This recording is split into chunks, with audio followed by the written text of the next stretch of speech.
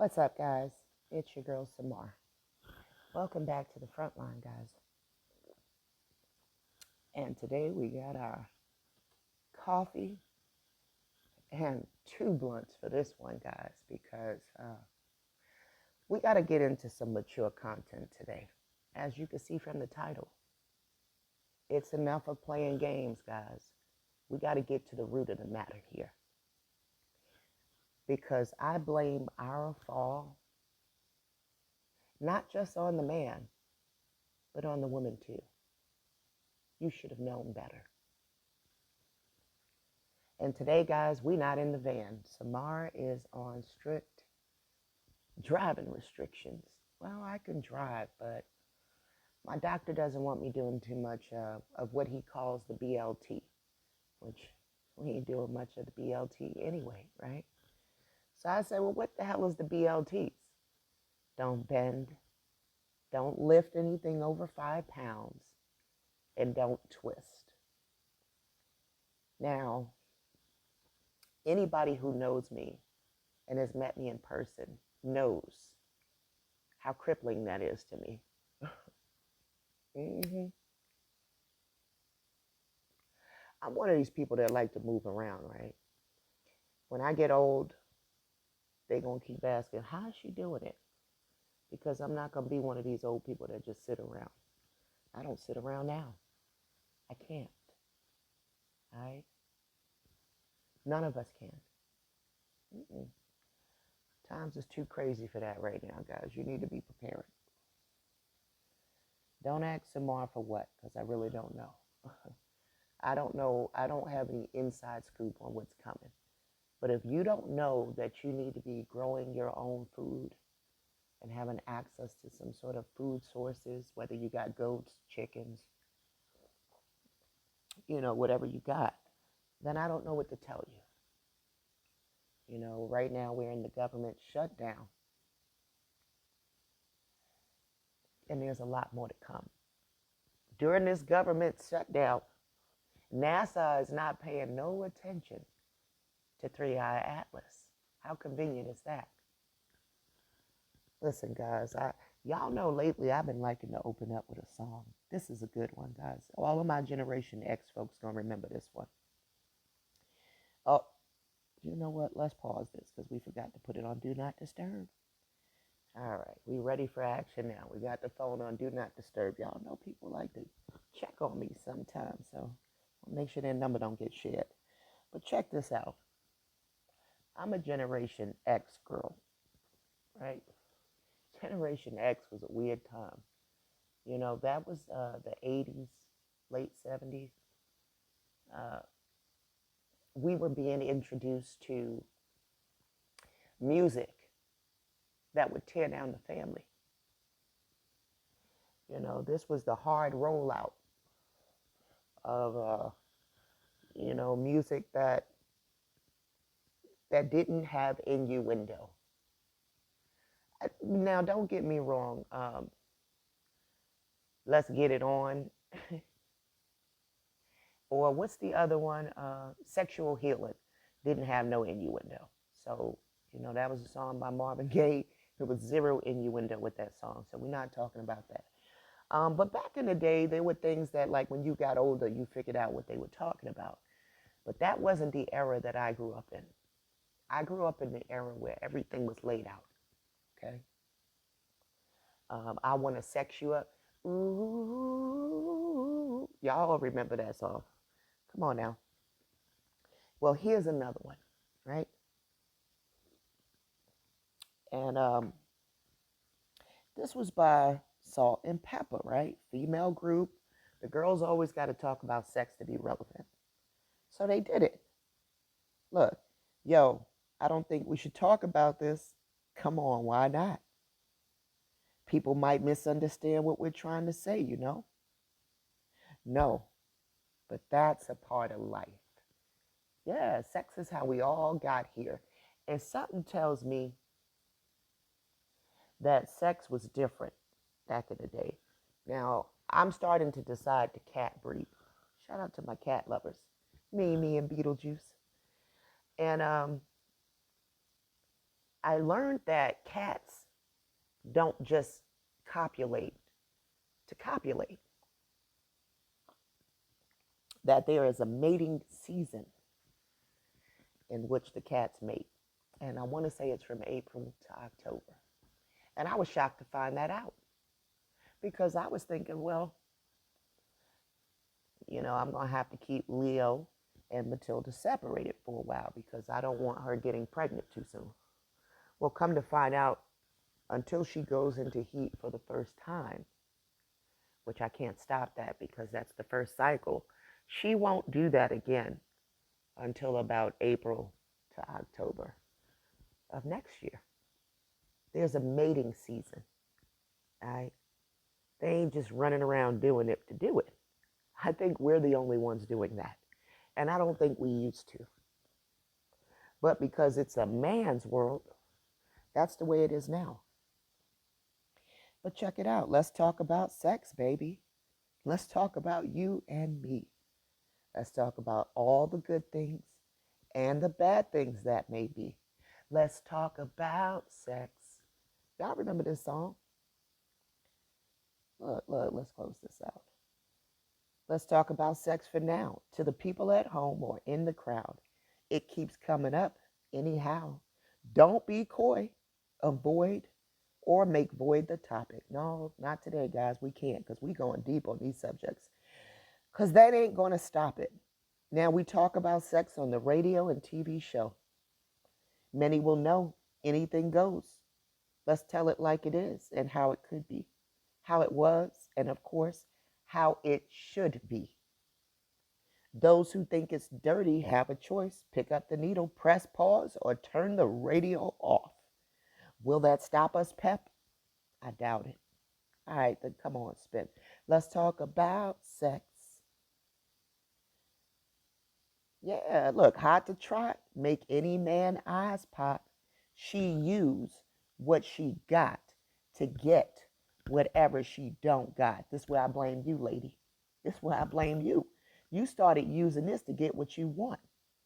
Fellas drool like fools, but then again, they're only human. The chick was a hit because her body was booming. Gold, pearls, rubies, crazy diamonds. Nothing she ever wore was ever common. Oh, fair use, YouTube, fair use for the purposes of education and criticism. Her dates, heads of state, men's of taste. Remember, we talked about Esther as the honeypot, right? The honey trap. Now, who's using that word lately? Ain't they calling Miss Erica a honey trap? But who showed y'all what a honey trap was first? Samar did. Let's keep going. Look, it say her dates. Head of state, men's of taste, lawyers, doctors. No one was too great for her to get with or even mess with. The prez, she said, was next on her list. And believe you me, it's as good as true. There ain't a man alive that she couldn't get next to. She had it all in the bag. So she should have been glad, but she was mad and sad and feeling bad, thinking about the things she never had. No love, just sex. Followed next with a check and a note. Last night was dope. Let's talk about sex. Let's talk about sex, baby. Let's talk about you and me. Let's talk about all the good things and the bad things that may be. All right. But today we're going to talk about how sex hemmed up some of our men and continues to hem up some of our men.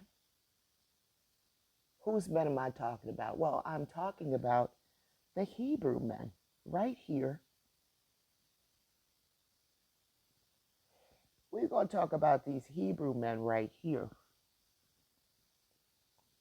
The ones that don't want to be with their mate. These Israelites. Sorry, I don't even like to use the word Hebrew. Well, some of them are Hebrew, but I want to talk about the Israelite people. Okay? There was a group of Israelites right here living in Shittim. the people began to whore with the daughters of Moab. So if they're whoring with the daughters, who's doing it? It's the men. The men went over there and learned some shit and came back over to Israel with their nasty diseases and wiped out a slew of people. Okay? Because you couldn't control your dick, sir. Let's just call it like it is. It said we ain't going to avoid these topics today. There's not going to be any subjects that we're not going to broach. You could not control your Johnson, sir.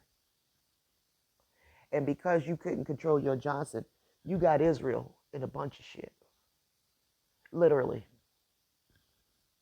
Let's get to the bottom of what Samar's talking about. You were whoring with the daughters of Moab, okay?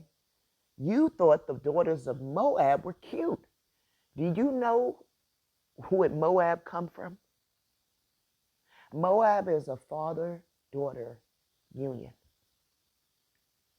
that you wanted to stick your dick in.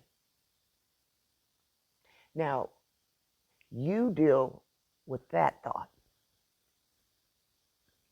Yes, man, come to the table. We got a lot to talk about. You can't control your dick. And because you can't, look what we got into. You wanted to sleep with the daughters of Moab. You went whoring after them. Okay, we got the ESV version and the drunk unk version, the KJV. Okay, they called the people unto sacrifices of their gods. See, I like the ESV version because it's going to tell you what you really did. All right, let's go over to here.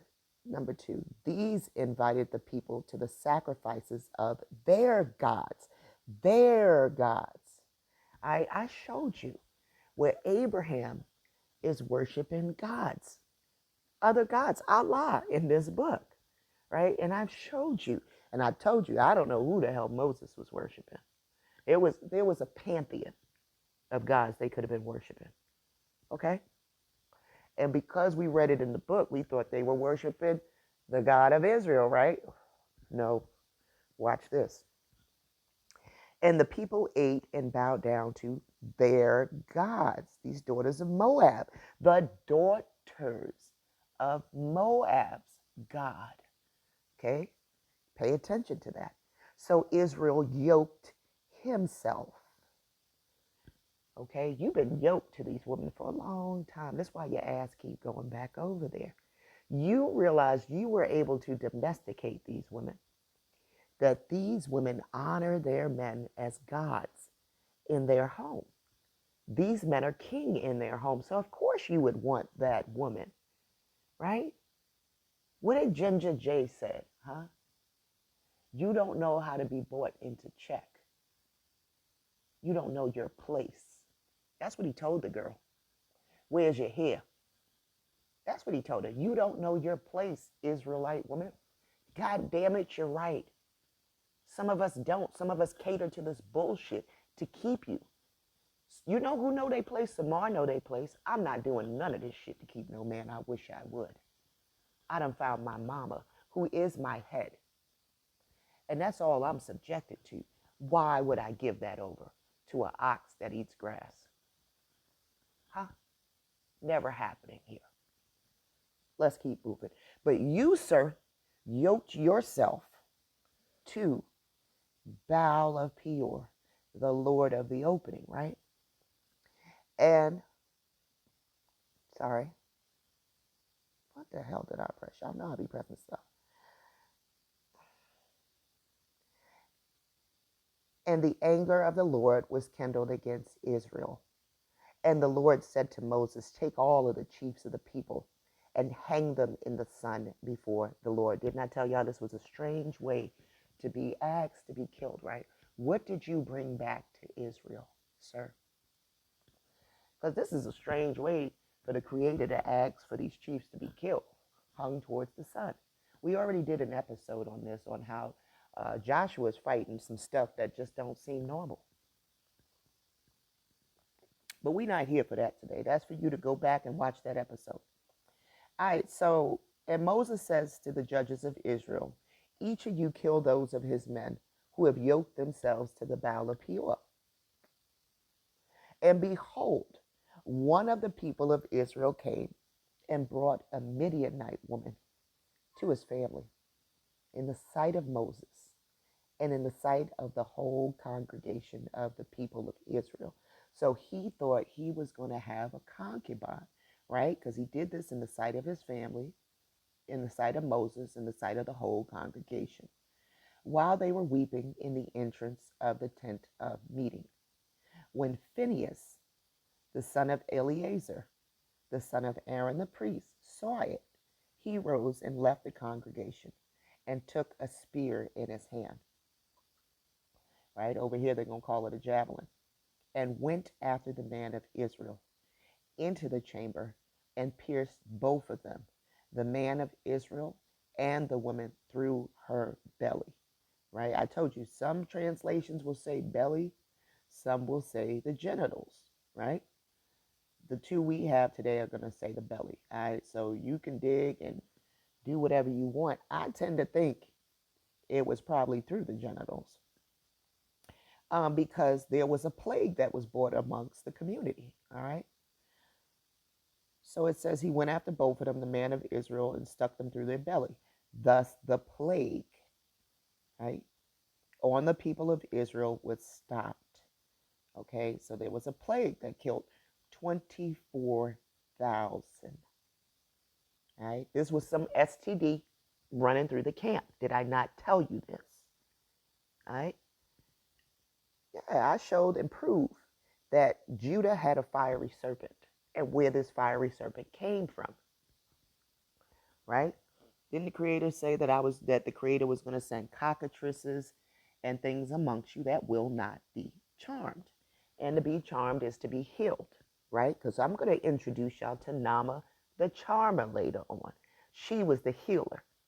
And all of this reference to the snake lord and the ladies with the snake on it, I'm tending to think that those were your healers. Because you know how I feel about what they're calling to be the serpent. This is a reference to that obligate parasite. Those diseases being transferred. This is your serpent. All right, let's keep going. And y'all know Samar has already proven this. So to y'all who are new amongst us, pause. I got to say a few things because I guess we got in the algorithm the other day when we touched on the word rapture. And I want to put out a quick disclosure real quick because there's a few amongst y'all that may be new amongst us, right? Over here, we're looking for the divine feminine who's been hidden in their book, in this book, because she has been written out of it. And you know she's been written out of it because you're going to see lie after lie after lie in the book saying he begot he. Well, he don't begot nothing because he doesn't have a womb. So that's a lie. Where is the woman that begot that child that you're speaking of? It's a patriarchal book where she has been written out of it. And we don't follow no patriarchal systems over here. We believe that there was an egalitarian system at one point. We also believe he fell. So we're not looking for no man to come save us over here because we recognize man as fallen.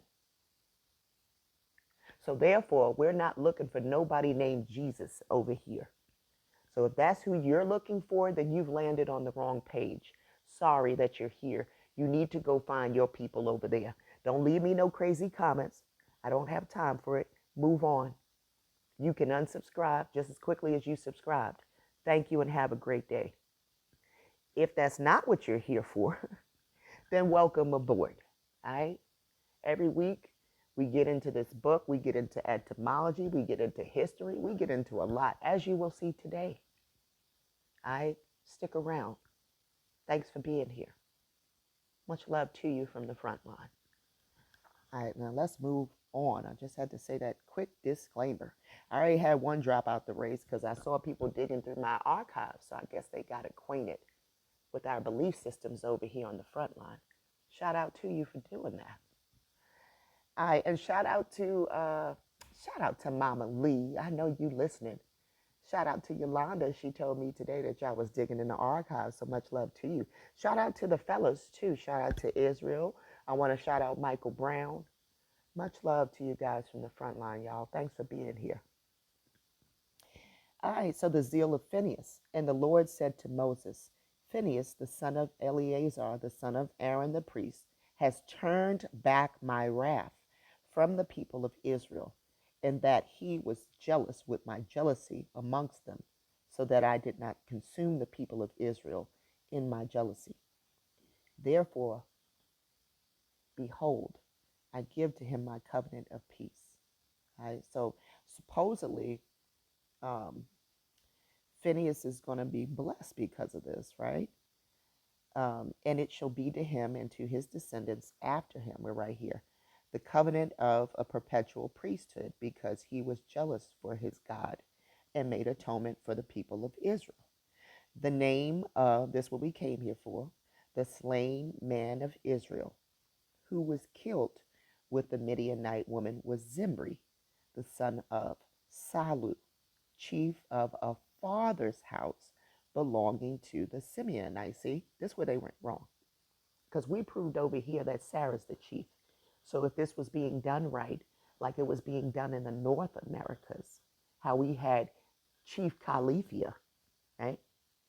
If this was being done in Chief Anacoana, right, in the South Americas, we would have seen a her, right, a mother's household. But because this is a wayward tribe right off the bat, it's the Simeonites who weren't left anything but hijacked everything with Judah, right?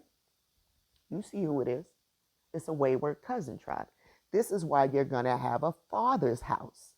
Okay? I told you it's patriarchal. All right? And the name of the Midianite woman who was killed was Cozbi, the daughter of Zur, who was the tribal head of a father's house in Midian. See? See? She was going to honor the fathers. This is why this attracted him. They were shifting away from the woman as chief. They were shifting away from the Sarah sons. Saracens knew who was the chief. And the Lord spoke to Moses, saying, harass the Midianites, strike them down, for they have harassed you with their wiles, with which they beguiled you in the matter of Peor, and in the matter of Cozbi, the daughter of the chief of Midian, their sister who was killed on the day of the plague on account of Peor. So hold on to that Cozbi name, right? It's important, right? Cozbi plays a major role in this. Let's get to the photo over here, right? Because while we were doing our study of the South American chiefs, right, and we talked about Anacoana, we came across a connection to a name. And this is where our picture from this week comes at. And this is why we're talking about sex, okay? This is all, it's all connected, y'all. Check this out. So I go back to Crystal because I want to broach this subject now. Remember when we covered it 2 weeks ago and we're talking about Anacoana, I didn't want to make that the focus then. But we got to come back because it's really, really relevant today. This incident years ago set a precedence. Yeah, it did. It set a pattern that these mofos are still observing today. And you tell me if you can't see it. Let's keep going. All right, we were discussing the possibility of Israelites inhabiting places in the Americas, specifically Texas. I asked for cities that could support, you know I can't spell sometimes, y'all. I put Hebrea, but Hebrew occupation based on their names. I also asked for some in nearby Central America. You listed Cozumel in the link to Cozbi. Please furnish that info again. Um, so Crystal's going to say yes, right? When we were working through the Mexico borderlines, a line of thought, you asked me about city place names that might support the idea of Israelite habitation in the Americas, specifically Texas and nearby Central America.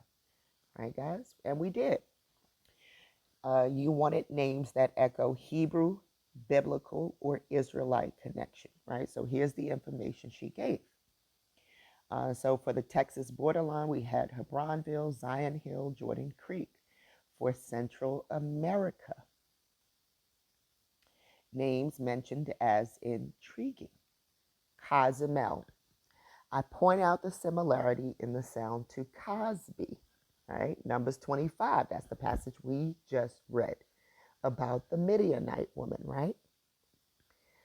Cozbi was the daughter of Zur, slain. So Crystal's going to give us the biblical reference.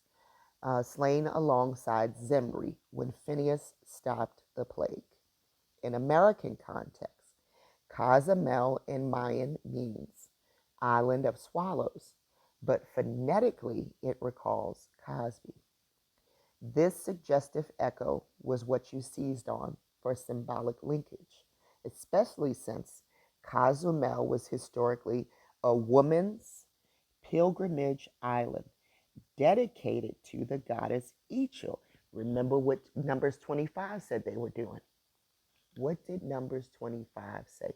The men were initiated, and that the men would give honor to these women's god, right? Or gods, actually. They had it plural, right? So we hear of a name today of a specific goddess, a goddess specifically dealing with fertility and childbirth, Ix Chel, right? That parallel gave you a strong allegorical hook, right? So in parentheses, it says the biblical Cozbi as a woman tied to sexual, religious transgression versus Cozumel as a woman's sacred island. All right, and then they got Jericho and Jerusalem and Bethel in Mexico. How the southern remember how the southern tribes would have names that kind of mirrored names in the northern tribe, right? And we're getting evidence of this in the southern areas of southern America, right? We got Jericho, Mexico, Salem, Jerusalem, and you have Bethel, which I told you Beth is in reference to the daughter, which is also in reference to Beta, right? Because the alpha is in reference to the male. And that L is going to be God. So daughter of the God, daughters. So wait, God of the daughters. Remember, you're going to read left to right. So God of the daughter. You were working on the thesis that the Israelites, possibly northern tribes, could have traversed into the Americas. You asked for the linguistic breadcrumbs in the place names. And the Cozumel link was not historical or etymological, but rather symbolic and phonetic, right? You're not going to find this if you do an etymology study, right? Because I pulled up Cozumel, nothing came up. I even pulled up Cozbi, nothing came up, which is giving me Bill Cosby as well, too. Funny. All right, so it says fitting into your framework that biblical history and American geography mirror one another in hidden ways. All right. So she brought in this connection to this lady, Cozbi, right? So this is where we get our picture this week. I said, Crystal, draw me a picture here. I need an illustration, right, of Ix Chel, because Ix Chel is linked to this rainbow, which makes me question, guys, who is this rainbow covenant with? And you will see melanated men in boats headed to that island. And Samar tapped into her artistic ability this week and put little hearts over these women's derrieres, over their behinds, because I said, Crystal, I want it because when we get into the sex of it all today, because we're not going to cut no corners or this. We're not going to have no filter. The men are in boats headed over there to get some ass. Okay? I did them the favor of putting little hearts over their booties. But this is what they were headed over there for. Okay? And we're going to get to the bottom of this, Lord, of the opening. We're not children. Everybody got here from the process of sex. So today we're talking sex.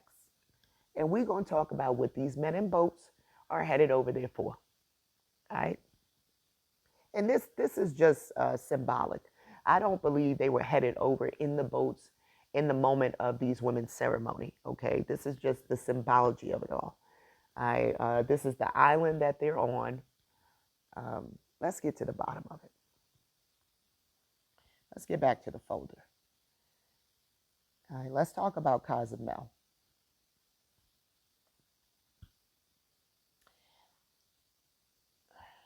These women were Mayan, right? And they were honoring Ix Chel, okay? This is the moon goddess.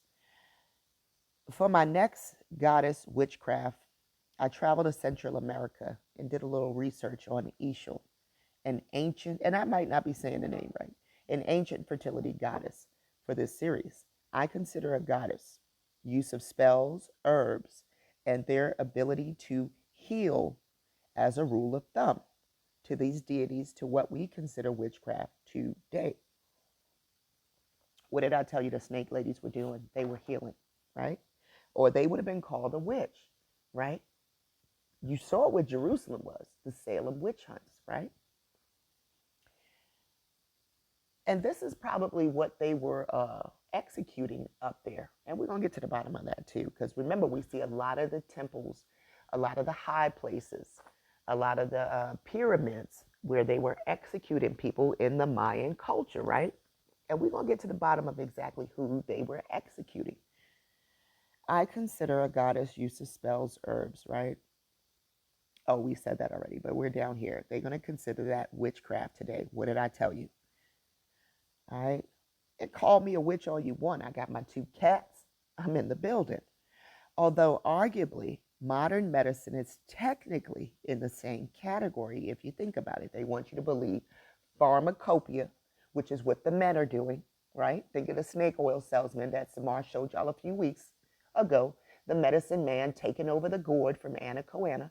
Think about all of that, right? If we shifted from her healing to him healing. And they want you to buy that it's the same thing today, right? Who are your scientists mostly? It's mostly men. But they're deriving the compounds from plants. It's not like what the ladies were doing when they're making your tinctures and your oils. It's not the same thing. But this person of this article wants you to believe it's the same thing. Samar don't. Because there are so many gods and goddesses, right, that don't necessarily tie in with modern day witch, I felt that deities tied with the moon would also be a good starting point. That is how I found Ix Chel for our discussion today. Along with being tied to medicine, Ix Chel was tied to gestation, which is pregnancy, textiles, and was considered the goddess of the moon. She was not only in charge of fertility of the people, but also of sending rains to nourish the crops. In that function, she was known as the Lady of the Rainbow. Although I would like to mention that the ancient Mayans didn't think of rainbows as a good thing, as I found a reference that indicates they thought of them as bad omens. That wouldn't be something I'll go into for this post, but something I found interesting as we discuss her various duties. Like most goddesses of her time, she seemed to have her fingers in a whole lot of things. So let's dive in and find out more about her. Ix Chel's origins. Hold on, let me light up the next one, guys. This joint getting good. Ix Chel was a goddess in the ancient Maya culture. And remember, guys, we trace this Maya word to a Hebrew root word. It's not to say that these Hebrews were Israelites, right? These were Mayans, though, and they were in the south. and she is corresponds to goddess O of the Dresden Codes, right? And we're going to get into the Dresden Codes, guys. There's argument of whether the Dresden Codex is the oldest manuscripts in the Americas. It was found in like the 1100s. Um, there's one that goes back further, which we're going to get into. I don't think we get into it this episode, but we're going to get into it the next episode. It's the Maya Mexico codexes. Those are supposed to be older, and they're really just glyphs. Glyphs are code word for hieroglyphs, guys. We're going to get into a lot of that, guys. We have to. This is stuff that's indigenous to the Americas, so we have to get into it. So the Dresden Codex, right, mentions this goddess O, but they also mention a goddess I. I got my eye on goddess I more than goddess O. They're right to presume Ix Chel is goddess O. All right, and this is why we're talking her this week. But we got to get into goddess I. It's really important. All right. But we're talking this week about who the men were honoring when they yoked themselves to Baal of Peor. And the goddesses, because if these were the daughters of Moab and Midianite, right, they would have been worshiping a goddess. So they yoked themselves to a specific goddess. And we see evidence of this in their book, thanks to this rainbow reference. All right, guys, let's get into it. So, Goddess O of the Dresden Codex, right? Right? The Codex is a Mayan manuscript created in around, they're going to say 1200 to 1250, and is the oldest and best preserved of its kind. The oldest is actually being contested right now because they found the Maya Mexico codices. And those codices, just like the Dresden, contain a lot of glyphs. And we're going to get into one of those glyphs in a week or two anyway. Trust me, we're getting all into this.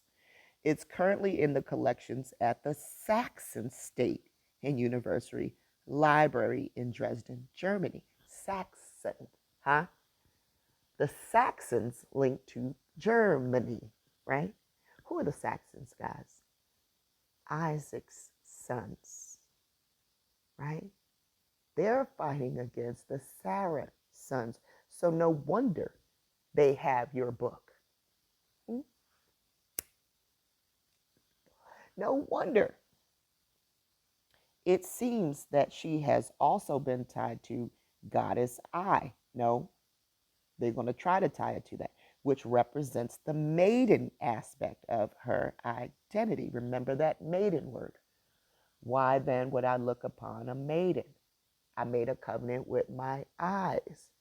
We thought Job was doing something noble. Job talking shit.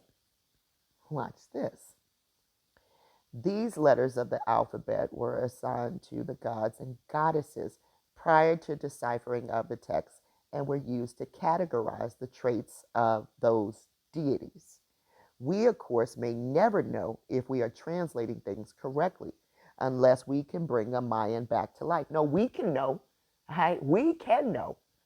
Right? Because all we got to do is see who's lining up with their book and who's lining up with the nature of it all. Because mama looking like she more lined up with the nature of it all. You understand what I'm saying? She linked to the woman. She's linked to the nature of it all. The animals, the plant life. This is where I'm seeing mama at. Linked to the water. Let's keep going. So we can know, even then the information might not be accurate. We're going to pay that no mind. Let's get down to here. Like most of the ancient gods and goddesses, some of the tasks were passed from deities that were no longer worshipped, right? Mama was no longer worshipped and given to those who were given favor by the people. Make sure you remember that sentence right there. Let me say it again. Like most of the ancient gods and goddesses, right? Some of the tasks were passed on from deities that were no longer worshipped and given to those who were given favor by the people. Because each of the Maya communities were governed as a separate unit, The people were free to honor deities as they saw fit, which makes things a little confusing for scholars trying to sort things out. I'm a scholar and I'm sorting it out.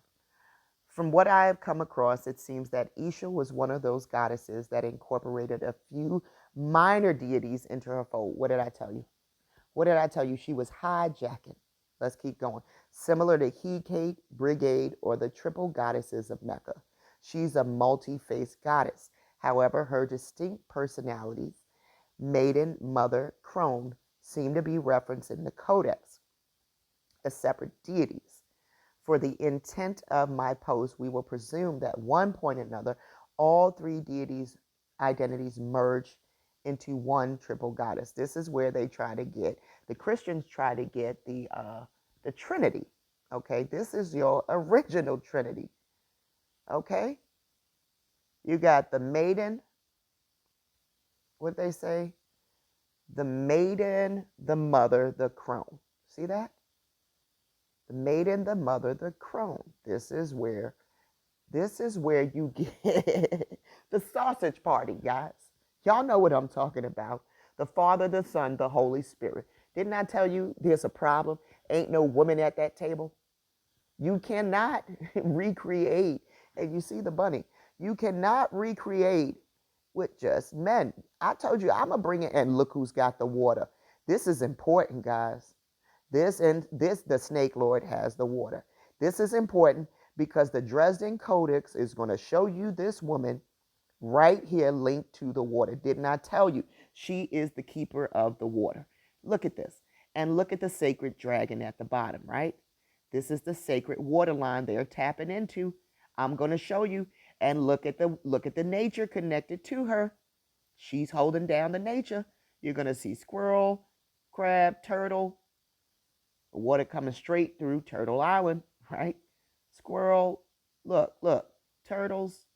You see that dragon, right? Listen, guys, I'm going to bring in the Dresden Codex myself because I actually interpreted that last page of the Dresden Codex, and we're going to get to the bottom of it. Oh, we got to bring it in. So you got the maiden. Ix Chel wears a coat, but she's hijacking. Remember, guys, what they told us. This deity will take um, the favorite deity's characteristics, right? So they're going to say Ix Chel, as the maiden, wears a coiled snake headdress. Is called Goddess One in the Codex. Bullshit. She's known as the young moon goddess, and the headdress reflects her powers of healing, knowledge of medicine, and midwifery. The women of the time prayed to her for fertility, and it was believed that she was responsible for the development of the fetus, the sex of the baby. Her name means Lady Rainbow. She's closely associated, not associated, but closely associated with water. In modern times, women sometimes sleep near the water as they seek guidance from her, hoping the answers will come in their dreams. As mother, Ix Chel is still called Goddess One in the codices, bullshit, but is given the additional name of Ix Chel, which translates to Lady Earth. In this form, her headdress changes and contains items that associate with weaving and the dry season. She is busy as a wife and mother. This is how you know it's bullshit, because she ain't no wife. Tending to those who require healing. In this form, she's also associated with weaving, the earth, the success of the crops. The codices also reflect her in some amorous scenes, so it's presumed she's also the goddess of desire. In this stage, that she is shown in several sexual unions. This is why you know it's hijacked, with many romantic partners. See? The theory being the moon has many lovers because she moves quickly through the sky. See, this is that Ix Chel hijacking. They will corrupt has been pure. As a crone, Ix Chel is referred to as Goddess. Oh, this is more like it. This is who I'm thinking she is. The name Ix Chel is tied with that persona. She once again wears the snake headdress of her youth and represents both life-giving and destructive powers. That's hijacked too, because Mama comes and says, I can heal and destroy. She aids the sick and dying, and it's said absorbs the bodies of the deceased into her physical form, the earth. It is in this form that she picks up attributes that tie her to death and being a world destroyer. Pictures of this aspect show her with sharp claws on her hands and feet. She's going to be shown like that in the Dresden Codex. And at times, a skirt full of crossbones. She's commonly shown, right, with that X. She's commonly shown with a large earthen vessel or gaping mouth and is depicted as a more frightening version of her maiden self. This is Mama with the destruction. Guessing all of those lovers are long gone by this phase. All right, Ix Chel mythology, because there's no distinct path to a single goddess, there are many myths that are tied to Ix Chel, which give her a wide variety of family members and partners.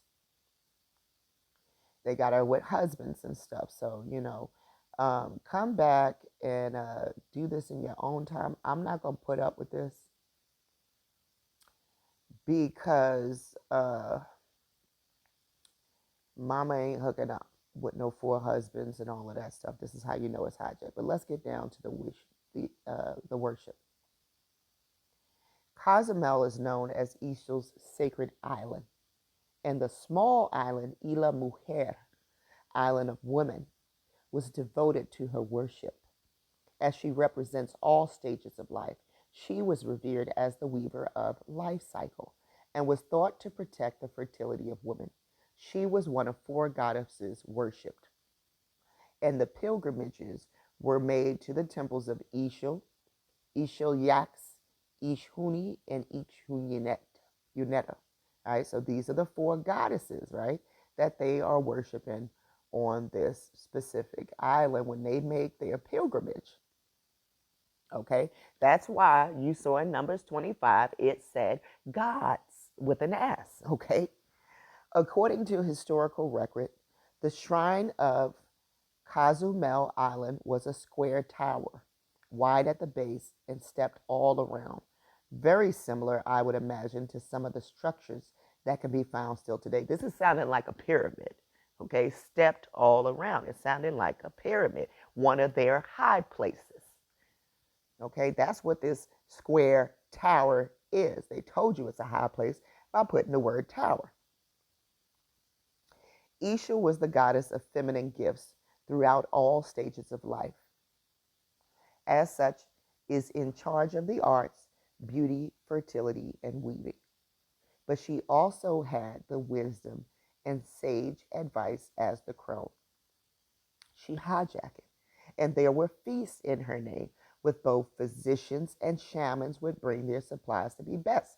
See, these are the men coming. So we know it's not Mama, because Mama had what they would have called witches. She was the ruler of the moon, weather, water, and had a connection to healing, but could also be fierce and destroy those who defied her. She was the keeper of the souls of the dead and protector of the hearth. See, they're attributing some of Mama's characteristics to her because they're favorable.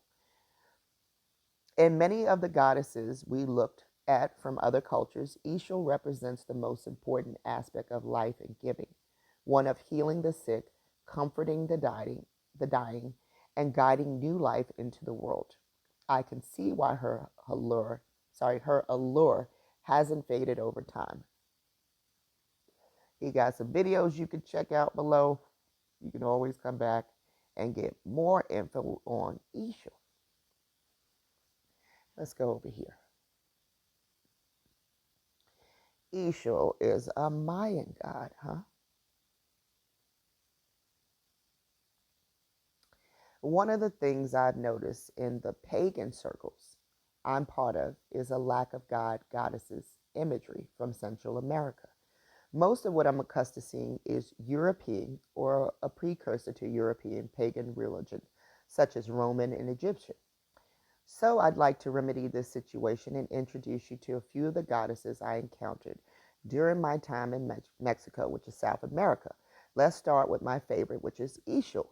According to the Ix Chel Center, Ix Chel is an ancient Mayan goddess of fertility and healing. Ish means goddess of the feminine, right? So they're letting you know, that's why I told you This was those daughters' gods, right? It was the feminine, right? The feminine god. And Chel means the feminine god of the rainbow or light. In other words, she is the lady of the rainbow, goddess of the rainbow, lady of the sacred light. Okay, this is why I question. She is always associated with bodies of water. Are the men shown as another goddess they are worshiping? Because she's the one that linked them to Baal of Peor and gave them what the sexual favors that they get from these women who are subjected to them and allow them to domesticate them. All right. Lady of the Rainbow, Goddess of the Rainbow, Lady of Sacred Light. She's always associated with bodies of waters, lakes, streams, rivers, and creeks. Anywhere you would be likely to see a rainbow. This is her in the Dresden Codes. Okay? The predominant image of Ix Chel comes from the Dresden Codex, which is the oldest surviving book from the Americas. I told you that's being contested, and dates back to the 13th or 14th century. You see the centuries keep shifting. They told us 12. I could swear I saw 11 somewhere. This is saying 13 and 14. Okay. Here she's portrayed in her crone aspect, right? Remember the three faces. The symbol which surrounds her are as follows. So I'm showing you right here where the Christians get their Trinity belief from. It's all hijacked, okay? And it's from the three faces of Ix Chel, which I believe even Ix Chel's hijacking this from an earlier source of goddess I. Serpent. The serpent is a powerful symbol in ancient Mayan culture. It represents many things, including wisdom, rebirth, transformation, initiation. What did I tell you? And divine communication. Didn't I tell you the men were initiated? Right? And they crossed bacteria with these women in this initiation. The vessel is symbolic of the womb and speaks of Ix Chel's role as midwife and goddess of childbearing. It also speaks of her power as a healer and one who brings her new life into the world. I mean, this also reminds me of childbearing because the woman, when you're pregnant, they'll tell you your water broke, right? So the women actually are water vessels too, which reminds me of the firmament itself.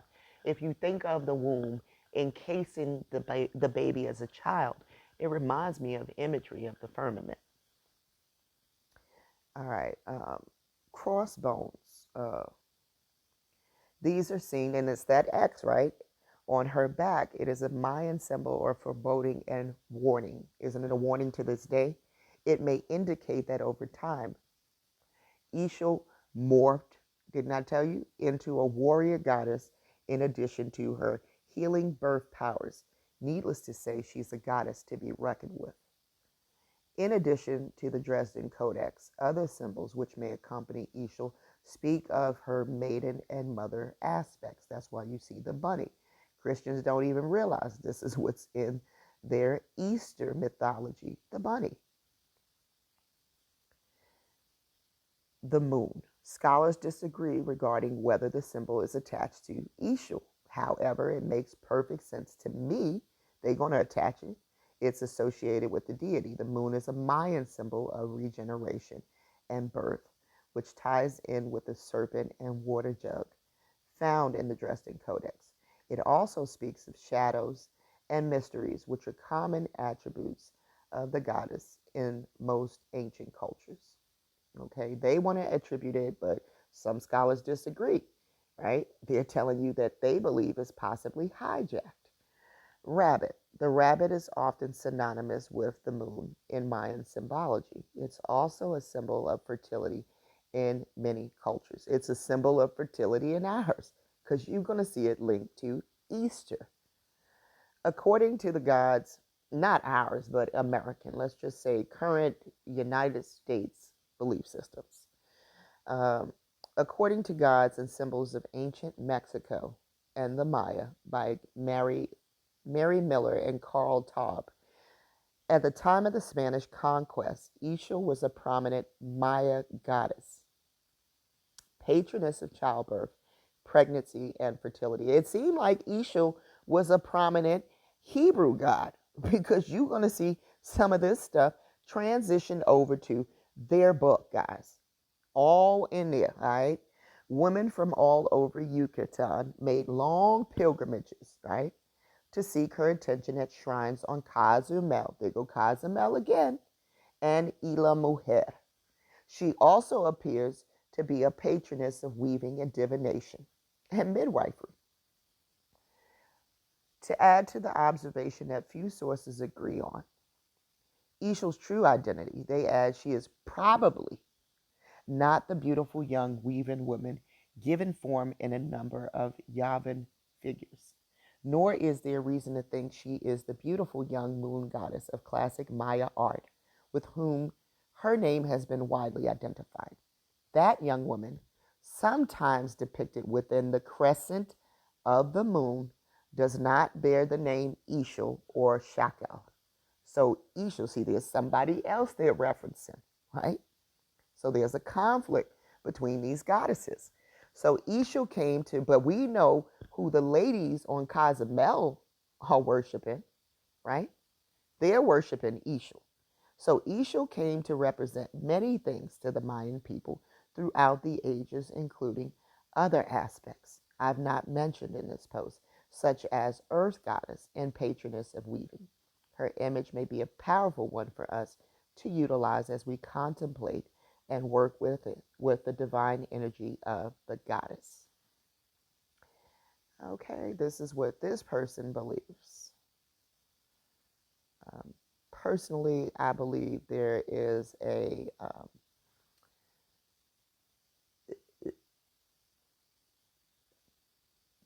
there's a hint of characteristics that I believe they're showing you that they want to attribute to Ix Chel, but they aren't hers. All right, now let's get into this cult of sex and fertility. All right, this is the San Gervasio ruins of Cozumel. I can always feel the potent energy on Cozumel Island. It was run by female priestesses and female pilgrimage from all ranks of society, nobles and commoners. But they're going to tell us about what this pilgrimage was about, right? How these ladies were initiated. It was to the Maya what Mecca is to the Muslims or Rome to the Catholics. The ancient Maya pilgrims crossed the sea to San Gervasio to make offerings to Ix Chel, the moon goddess of fertility. It was worth crossing the sea even today for the special experience. And here are some of the ruins. It looks like a pyramid. Just imagine walking all the way from Central America to the ports, right? This port. The ancient pilgrims had to do so because the Maya did not have horses. At the ports, they rested and were spiritually cleansed in sweat baths by the priests. Didn't they do spiritual cleansing? Didn't they cleanse the women in the story for Esther when they were bringing them to the king? Okay. And didn't they have a priest doing this? And these priests were called Amen. See? I didn't put that in there. And it says Amen means he who knows. From there, the pilgrims hired professional oarsmen to take them on a sacred canoe, crossing the island opposite, a crossing that is reenacted every year. They were accompanied by men, brothers, fathers, husbands to be, and they came here twice in a lifetime at the onset and cessation of their moon flows. That was their period. Okay, they came there at the onset of menstruation. Okay, and what did it say? And at the end. And here is, this looks like a place to sacrifice on. Young girls would have come here at the age of 12, just before their first period, so they could give their first blood to the goddess. They would collect their blood on paper, which the Maya made from the bark of the wild fig tree, then set it on fire under the Seba, the sacred tree of life, as their offering. At the other end of the spectrum, women would come here for the second time after they conceived children to express their gratitude. And what do they have? Looks like a flower of some sort, right? There were 32 sites on Cozumel in the past. This is what these ladies were doing. And this is what the men of Israel, right, or some Hebrew men, linked themselves to. Look, they got multiple altars up this joint. Maybe these are seats. I don't know. There were 32 sites on Cozumel in the past. Some were ports and concentrated on trade and fishing. Others focused on agriculture and beekeeping. Some places housed and fed the pilgrims. Quite an admirable administration. Cozumel, or the land of swallows, as the island was called in the past, was the major port and coastal trade that included Tulum, Tanac, Isla Mujer, all the way south to Honduras, Nicaragua, and Panama. San Gervasio was one of the urban units on the island dedicated to the worship of Ix Chel, situated inland. The pilgrims had to walk here a few kilometers from the landing port. They would enter the city of San Gervasio by the ark, which is still visible today. Behind this ark, a long ceremonial road begins. It was called a sakabi, or white road, because it was built from limestone. It leads to another temple building called Nohak Na, Big House. The main ritual place was by the pyramid, what I tell you, called Kana Na, Tall House.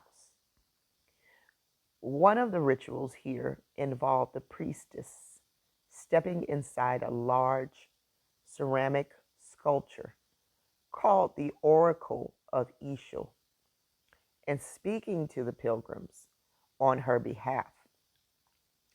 It was a hollow figure with a hidden back door, a bit of a cheat, if you ask me. They gonna put just like the Wizard of Oz, right, to give us a visual. I'm glad they did. That's hilarious. But I presume they were all in a trance during the ritual, both the priestesses and the pilgrims. So detail like that would not just have been analyzed, even if noticed.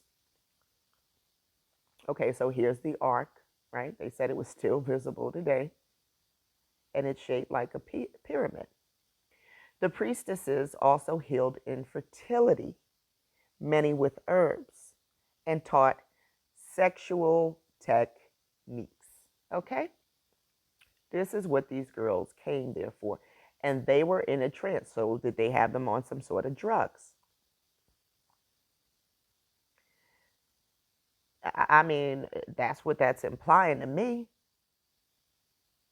Okay, they were taught sexual techniques, many how to transform sexual energy into a higher, sacred, spiritual experience of oneness or union with divinity. The aim was to hold the orgasm during intercourse, to be released only when conception was desired. Okay, I told you, was this sex thing once just specifically for conception? This elevated the internal rise of energy. Depending on the situation, both females and males would get sexual education, individually, not jointly. In particular, if they were from royal families. Look at that. If you were from the royal family, you were going to get some different instructions. Okay? And this is why you have Solomon marrying into these royal families. He knew he was going to get some special education in these sexual techniques. Okay, they're giving us some major info here on some reasoning as to why you see these alliances, not only just to unite these kingdoms, But these folks know, these chicks going to know something different, or these men are going to know something different than your average commoner. The priestesses of Cozumel also sheltered infertile women, discarded by their husbands, and orphans otherwise headed for human sacrifice. Okay? This is what was going to happen to you. Didn't I tell you they were sacrificing these people on these pyramids? That those altars were for human sacrifice. This is what we link the Balaams to. Remember the Lady Jaguar episode. The Balaams are linked to sacrifice. So now we begin to understand why Sarah possibly had to have a concubine. If she didn't, was she going to be discarded and sacrificed by her husband? I mean, we saw Abraham take Isaac up to the high place. We see Abraham engaged in Islamic practices. So we know he could have just divorced her at will. You're discarded, goodbye, whenever they choose to in the Islamic belief system. I've already located what we would call indigenous people practicing Islamic practices, guys. That's a future episode. So we know it was here in the Americas too. All right, we already seen Stephen the Moor with the gourd. We know he's an Islam. He practices Islamic practices as well as Christianic practices. So he on both sides of the spectrum. All right, so the priestesses of Cozumel sheltered infertile women and orphans, just inhale that ancient power of the fertility and sex cult. If you decide to come here, it's said that the goddess Ix Chel has not lost any of her influence. I believe it. I believe we're seeing influences of her, guys, in the Bible. This is what these guys yoke themselves to, and we see her linked to the rainbow. I mean, we're going to have to just dig a little deeper on this, guys. We really are. I questioned who these guys were worshiping, guys, because I told you, I see Noah linked. I see Noah linked to Allah. Okay, and you see the brothers and the husbands to be and the fathers going to this island. Well, where do we see that out also in Islamic practices too, guys? So I think you're just going to see an overlap of some practices, okay, in different religions. But you know that the daughter is only allowed to speak to the father, the brother, or future husband. All right. When they are under those laws.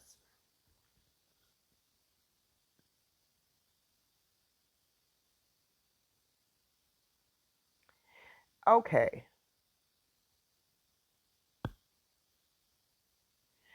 There was a higher prevalence of HPV in women in Cozumel. And I brought that up because HPV is specifically linked to cancer. Human papillomavirus can metastasize in the form of warts. It is linked to cancer as well. And so I thought it was really intriguing that we would find a higher rate of HPV on this island, considering this Baal of Peor thing where 24,000 people are wiped out, right? From a plague, right? Yeah, the plague. Where's the plague? Here it goes. The plague hit these people. So I don't think that it's by coincidence that this island specifically has a higher prevalence of HPV. And I'm going to tell you why I think that's the case. We're going to get into the sex of it all. We have to.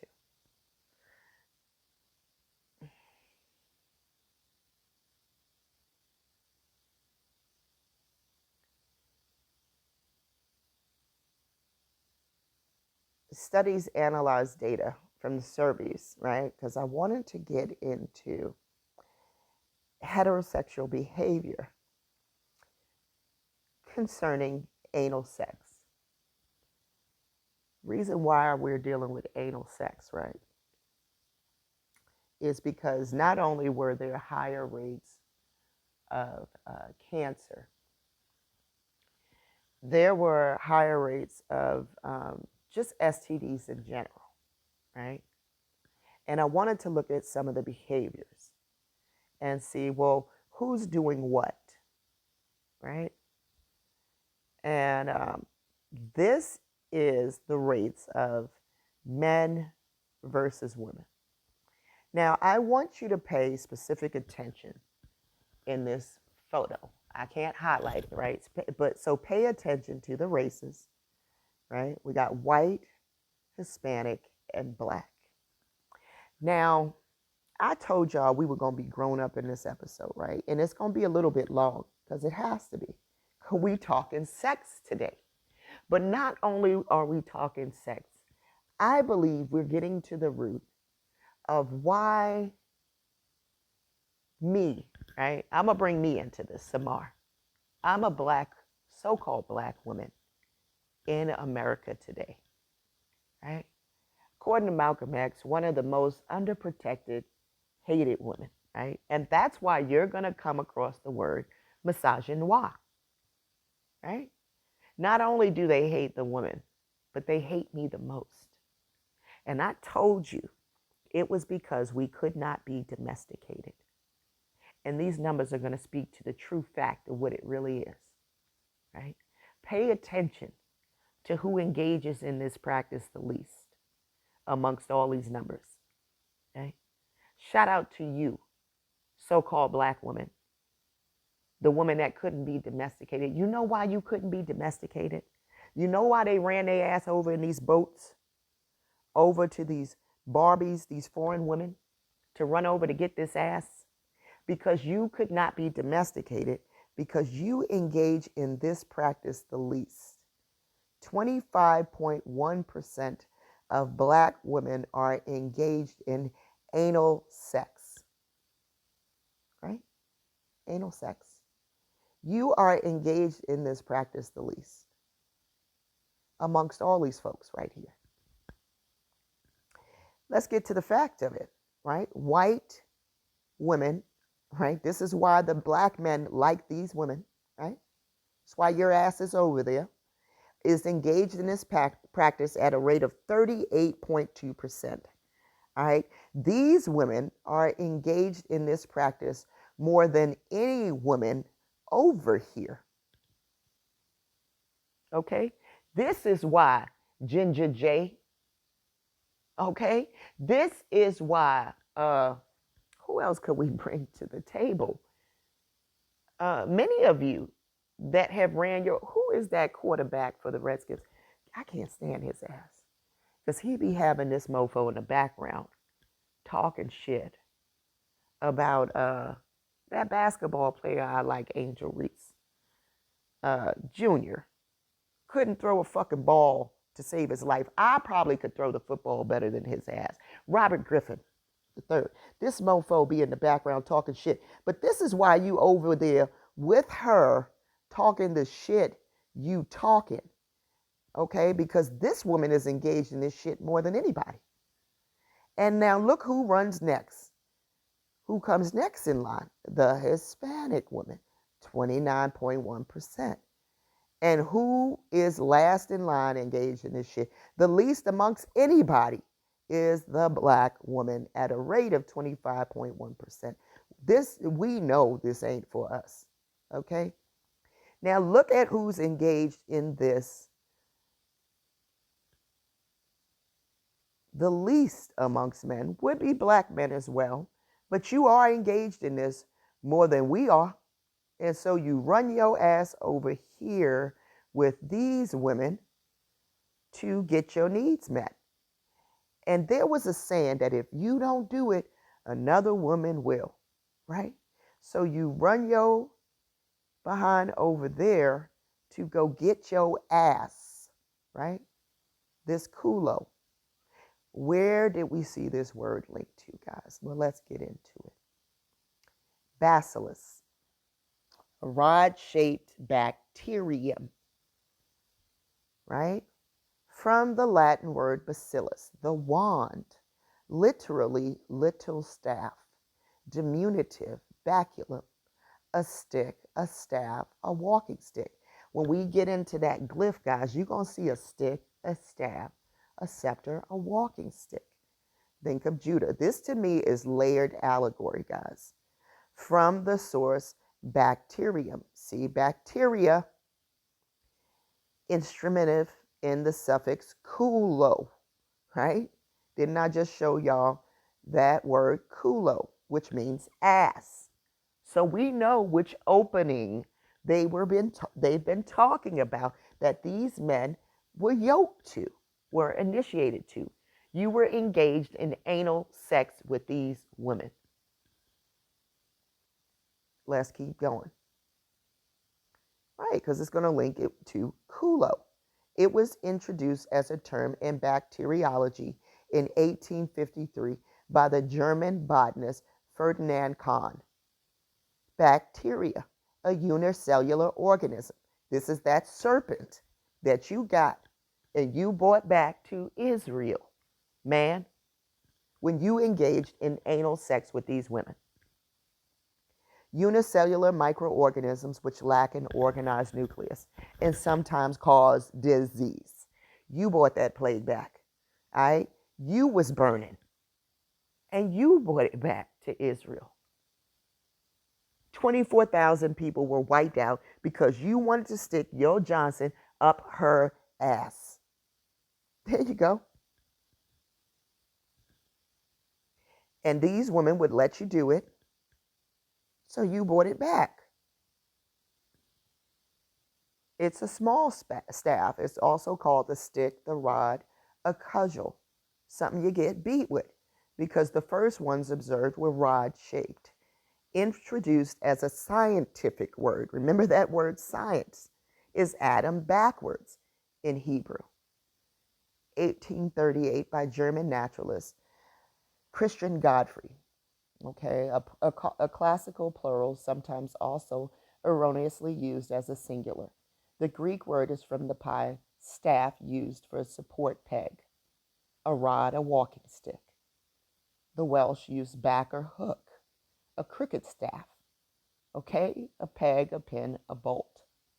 Since B was very rare, and the Celtic shows an unexplained geminate, we are probably dealing with a loan word from an unidentified source.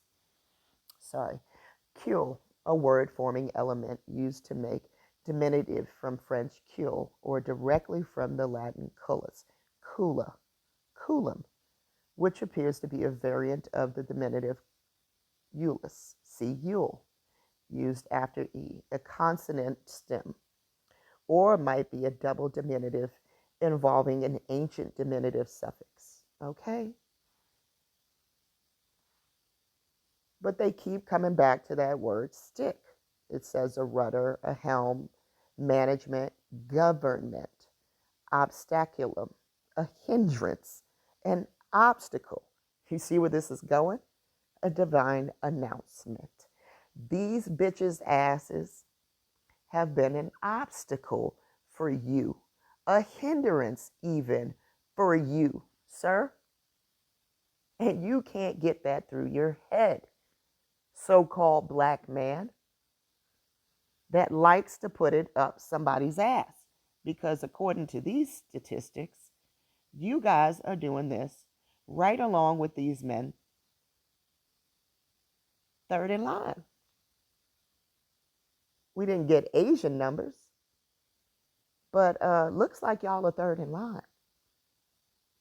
And this is an obstacle and a hindrance, and you brought this clap back to us based off of these etymologies right here.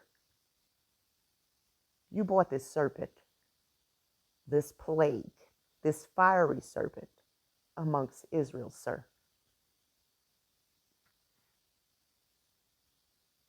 Because you couldn't wait to do something sexually immoral.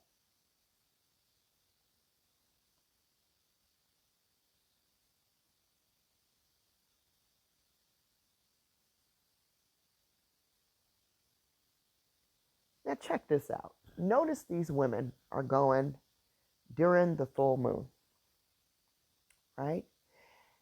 Let's get to this. Parasites live on or inside another organism, right? That's the nasty shit about it, right? We know these things are inside of us. The host, right, and obtain nourishment from it. These organisms can cause various symptoms and health issues, from mild discomfort to serious illness. Interestingly, there's a relationship between parasites and the full moon. During the full moon, serotonin levels increase, a neurotransmitter that helps us feel good. Feel good. I let that word thrive together, my bad. That help us feel good. Parasites thrive on serotonin and use it to move more freely throughout the body. This means they are more active during the full moon, making it an ideal time to focus on parasite prevention and elimination. No, instead, these guys are having moon ceremonies. They're copulating during this time, all right, so that you can transfer these things. Symptoms of parasite infestation can vary depending on the type of parasites, but sometimes common signs to look out for include abdominal pain and discomfort, diarrhea or constipation, nausea and vomiting, fatigue and weakness, unexplained weight loss, skin rashes or itching, fever and chills. One way to prevent parasite infestation is through regular cleansing and detoxification, right? But one of the things a lot of people don't know is that the best way to also do that is during a full moon, because they're moving around more and you can get to more of them. So if you're doing a detox, you have to include a full moon cleanse a couple of times to really get to the business. All right, one way to prevent parasite infestations is through regular cleansing and detoxification, a diet rich in whole foods and anti-inflammatory herbs and spices, right? But they would have called you a witch. Garlic, turmeric, ginger, right, can help support healthy digestion and may reduce the risk of parasite infestations. Another effective way to cleanse your body is through full moon detox, okay? Throughout the moon cycle, your body produces less melatonin and more serotonin, encouraging the parasites to reproduce. Following a specific diet and incorporate natural remedies, such as herbs and supplements, can effectively cleanse your body of parasites during this time. Okay? So if you aren't doing this, you're going to see some of these. They got a kit. I don't know if you need their kit. You can go natural. Encouraging. Eating. Yeah, definitely getting off of sugar, but you want to eat more turmeric, garlic, and ginger, right? And you want to actually incorporate black walnut, wormwood, these things to actually kill it. I don't think you need what they got going. But they tried to put something together, so shout out to them for trying to do that. But Cozumel is looking like it's where it all started. And these mofos had a ritual. All right? The island's name comes from the Mexican word swallow. Okay? Looked like they were doing other stuff too. Was believed to be home to the Mexican god Ix Chel, the Mayan god. All right? There's a lot of history here. Dutch pirates settled here, English pirates. They're supposed to be treasure hidden. During World War II, the U.S. built an air base on Cozumel. Did you know that? They're obsessed with this island. This island is a must-see. It says Cozumel has become one of the top tourist destinations in Mexico. It also offers a unique combination of cultural history. And they got this San Hervesio, right? Full service beach clubs. Yeah, get to the bottom of Cozumel today. It's funny because they're going to say that this name is called Cozumel because it means swallow's nest. But ironically, we didn't see many, if any, swallows at all. So I think they're hitting on something else here. Now, you can use your mind to determine what, right?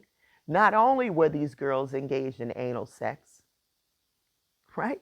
But this island is called the land of the swallow. Kazum.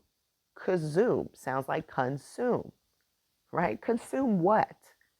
Swallow what? Right? This is what they look like. On that island, sometimes I feel like a nut and sometimes I don't, right? Because these people said they didn't see many of these birds. It's an island. Where would the birds have gone?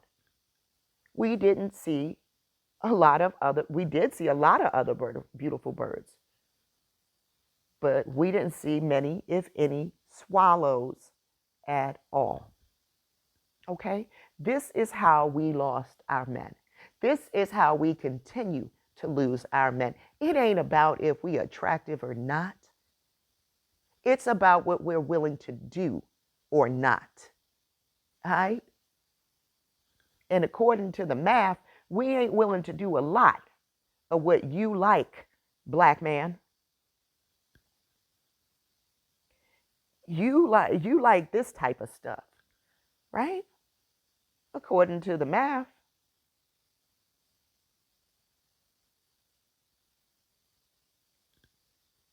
You got the reckoning, not me. I refuse to let you domesticate me and initiate me into this type of nastiness. That's all. That's what it comes down to. So you need to deal with yourself because you've adopted some wayward behavior from your wayward cousins and their lineage, not me. I know I'm the chief I was born to be. And I know whose image I made it. And for any of my sisters whose image is made in the image I'm made in, know that you don't have to cave into these women's, these Barbies' behaviors to keep him. He ain't worth it if this is what he's engaged in.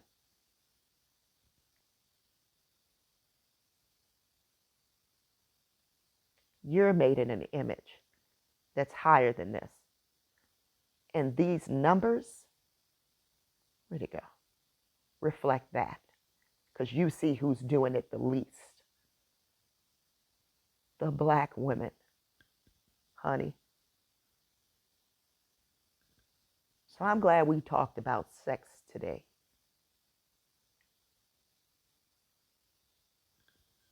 Let's talk about Hebrew men.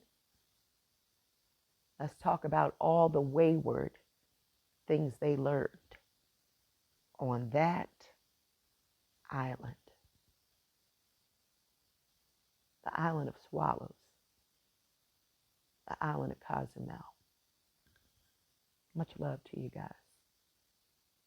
I'll see you next week.